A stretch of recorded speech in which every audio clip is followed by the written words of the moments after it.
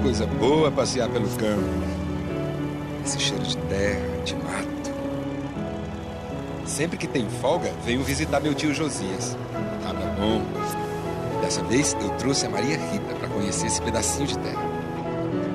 Nossa, Betão, bem que você falou que aqui era bem bonito. Eu não falei que você ia gostar. E o meu tio caprichou no passeio. Levou a gente para ver plantação de uva, de rosa, de laranja. Passou pelos pastos, o gado só engordando ali, no bem bom. O tio também levou a gente para conhecer a represa da região. Perto de lá tem um pedacinho da floresta nativa. Aqui, as pessoas cuidam muito da terra. Pensam muito antes de decidir como vão usar cada cantinho. Tudo muito bem aproveitado. Dá gosto de ver. O senhor sempre trabalhou na terra, seu Josias? Desde que me conheço por gente, não sei fazer outra coisa, não. Meu tio tem o maior orgulho de trabalhar na terra, não é não, tio? Ah, eu fico orgulhoso, sim. Essa plantação verdinha, toda molhada do orvalho da manhã, os frutos crescendo, acho tudo uma beleza. Tenho orgulho, sim, do que faço. E mais, acho que o ser humano deve muito à agricultura. Foi o começo de tudo. Só depois que aprendeu a plantar o seu próprio alimento é que o homem deixou de viver de um lado para outro, caçando e colhendo o que encontrava pelo caminho, quase como um animal. Maria Rita não dá corda que meu tio se empolga. E não é verdade? E se a gente for observar a história da humanidade desde o homem das cavernas, isso não faz muito tempo não. As primeiras aldeias agrícolas surgiram há cerca de 9.000 anos. Pensando bem, a agricultura, ela deve ter mudado tudo na vida das pessoas. A rotina, o trabalho. É, porque o homem não tinha só que lidar com a terra. Precisava registrar a produção, fazer cálculo, pesquisar a vida das plantas. Viu, Betão? Seu tio tem razão. Foi um grande avanço pra gente. A terra é a base de tudo. É onde plantamos o nosso alimento, construímos as nossas casas, os nossos caminhos. É fundamental para a vida no nosso planeta. O senhor sabe que eu nunca tinha pensado desse jeito? Porque a gente está tão acostumada assim, com a terra no chão, que nem percebe a importância que ela tem. E a fragilidade também. Como tudo na natureza, a terra tem limitações. E digo mais, muitas tragédias poderiam ser evitadas se usassem a terra corretamente. Ah, com isso eu concordo plenamente. As pessoas olham para a terra assim e pensam que é uma coisa inerte, sem vida. Mas isso aqui está em processo de transformação o tempo todo. Pegue um pouco de terra também. Sintam, apertem esses torrões. Ela vai desmanchando, esfarelando. Perceberam? A terra é porosa. Entre um grão e outro existem espacinhos com água, com ar, onde vivem animais, micro-organismos, por onde crescem as raízes das plantas. Então, na verdade, a terra é cheia de vida. E eu que pensava que a terra só tinha minerais. Porque não é mais só terra formada de grãos de minerais. É solo. E é claro que a origem do solo são as rochas. Mas essas rochas sofrem muitas transformações até se tornar solo. Bom, agora eu tô começando a entender melhor. Outro dia eu vi um documentário na TV que disse que a Terra era uma bola de fogo. Uma mistura de gases, minerais, metais em temperaturas altíssimas. Daí ela foi resfriando, resfriando, de fora pra dentro. Ah, como mingau no prato que a gente começa a comer pelas bordas porque esfria mais rápido? É isso mesmo. Ah, é mais ou menos assim como uma cebola, ó. A Terra é formada de camadas. A mais externa é a litosfera, que tem uma crosta onde ficam as rochas, assim, como a casquinha dessa cebola. E essas rochas vão se transformando em solo. Mas vão se transformando como? Pela ação da própria natureza. O vento que castiga, a chuva forte que cai em cima, as enchentes. Tudo isso, ao longo do tempo, vai quebrando as rochas em partes menores. Isso sem falar das escavações, explosões e ocupações irregulares. Pois é, tudo isso vai quebrando as rochas em partes cada vez menores até se tornarem grãos. Nossa, como a gente aprende com a natureza, né? Ó!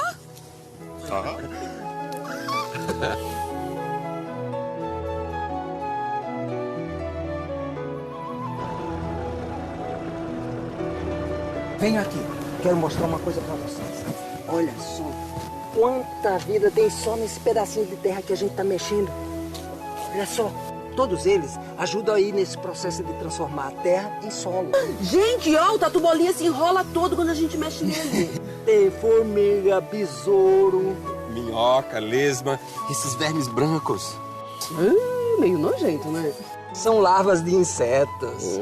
Esses bichos comem a terra, tiram dela o alimento e devolvem o resto em pedaços ainda menores de terra. E quando morrem, os esqueletos viram um tipo de adubo natural, que a gente chama de humus. Nome esquisito. O nome pode ser esquisito, mas humus faz um bem danado para as plantas. Então quer dizer que o solo é uma mistura de ar, água, minerais e esse tal de humus? Exatamente. Os solos variam muito, dependendo da quantidade que tem de cada uma dessas coisas. A gente costuma dizer que quanto mais humus tem o solo, mais maduro ele é.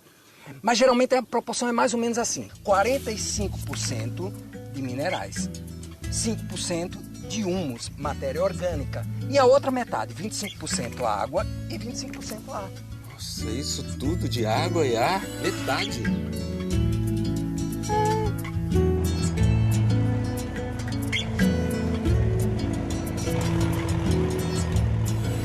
Por que vocês acham que a gente ara bem a terra antes de plantar? Pra remexer a terra. Quando se mexe a terra, vai desmanchando os torrões duros, abrindo espaço entre os grãos para entrar o ar, a água, para facilitar o crescimento das raízes das plantas, dos micro-organismos que vivem lá, até para entrar o calor do sol e aquecer o subsolo. Tudo isso é bom para formar humus e enriquecer a terra. Lá em casa, a gente faz o mesmo com os vasos. Mexe ou troca a terra de vez em quando. Vasos, jardins, canteiros, onde tem algo plantado, tem de remexer a terra. Bem, mas não adianta só remexer a terra se não adubar. Eu gosto de usar adubo orgânico. Esterco, resto de plantas, animais, mas também compro adubo industrial. Vem com tudo que a planta precisa. Fósforo, nitrogênio e potássio.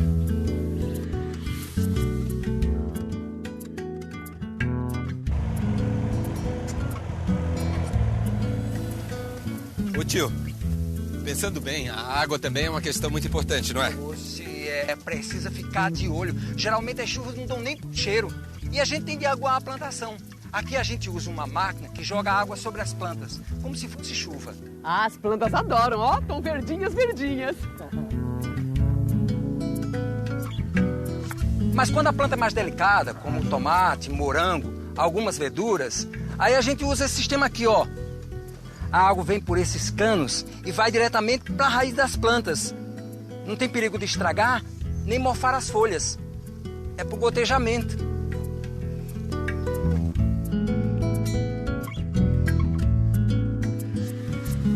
Eu sei bem o que é isso. Tem planta que se você jogar água direto na folha, queima. Principalmente se estiver debaixo do sol. É preciso ter muito cuidado com água nos vasos. E tem plantas que precisam de solo encharcado para crescer. É o caso do arroz, por exemplo. Daí o que se faz? Normalmente se desvia uma grande quantidade de água dos rios para inundar o terreno. Mas se encharcar muito a terra não dá problema? Pode-se pôr tudo a perder. O jeito é construir valas em terreno inclinado, como esse aqui. Mas muitas vezes precisa usar a bomba de sucção para puxar água. Ah, como se faz em campo de futebol quando está encharcado. É, mas nos vasos as plantas também podem apodrecer. Por isso que tem aquele buraquinho embaixo para retirar o excesso de água.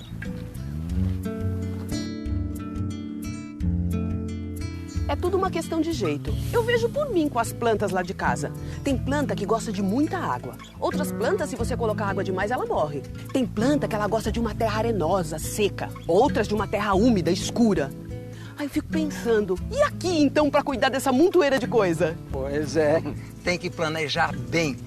Por exemplo, se você plantar a mesma coisa por muito tempo no mesmo terreno, o que vai acontecer? A planta vai sugar todos os nutrientes do solo. E o solo vai ficar pobre. Pobrinho. E não dá para plantar mais nada nele. Por isso, na nossa região, a gente passou a alternar os plantios. Os técnicos da cooperativa vieram até aqui e nos orientaram muito bem. Os grãos, por exemplo. No primeiro ano, eu planto cevada. No ano seguinte, eu deixo a terra descansar, se recuperar. No terceiro ano, eu planto outra coisa, o trigo, por exemplo. Depois recomeça o ciclo. Assim vou revezando. Alterno plantas diferentes, que precisam de nutrientes diferentes, com período de descansos. Desse jeito, não acabo com os nutrientes do solo. Muito inteligente, tio. Oh, isso tem um nome chique, é... Qual que é? Deixa eu lembrar. rotação de culturas.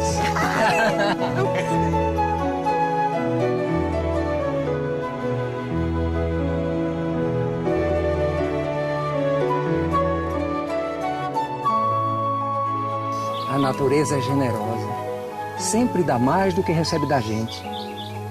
Se a gente respeitar, proteger, souber plantar sem estragar, vamos garantir o futuro dos nossos filhos, netos, bisnetos, sobrinhos. Nossa, fiquei até emocionada.